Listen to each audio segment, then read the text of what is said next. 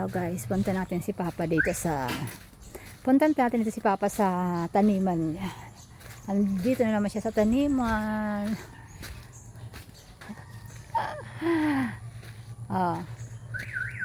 Ang pagtatanim, yung pichay ni pa, ang natira, konti lang. Ay, pero pa-healthy yan talaga dito.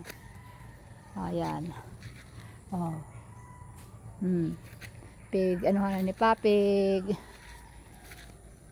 ano wala. Tighawanan. Yan. Matapos na pag... Di ba ganahiling ko mananggad? Magayon na dyan. Yan sa ampalaya. Mga tinanim namin isang araw, ampalaya yan. Tapos ayan kamatis. Yan, carrots. Carrots yun, yan carrots yun. Maliliit pa yung carrots. Yan. Teka, itur ko kayo dito sa tanim namin na Pagulong ini. Yan daw, pagulong yan sabi ni Pa, pagulong-gulong. Sa Bicol, sa Tagalog? Sigarilyas. sigarilyas. Ang patani, iba man pa? Ay, yun, nagbururak na pala ini pang ano mo pa. Pagulong. Ayun, nagbururak na. Yan guys, nagbururak na sa mga pagulong. Saan ba yan? Tanong yan baga? Sa Bataw. Tao. Ito, punta natin yung Bataw. Pakita ko sa inyo yung namuang Bataw. Ayan na. Ayan na. Kulay violet ang mga Bataw dito.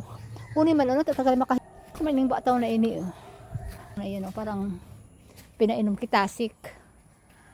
So, ayun guys. Dako naman hindi yung mga tanga.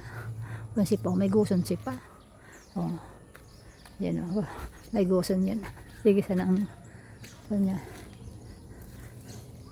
Sa kamatis mo, pamadaba o na di? Mabuha pinapuli. Taglaroon talama yun sa tabako. Paktura ta.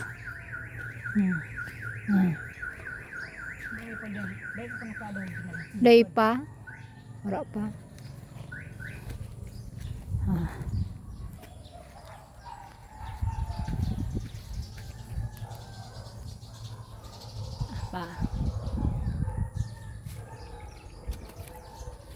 Kiling pa. Yan.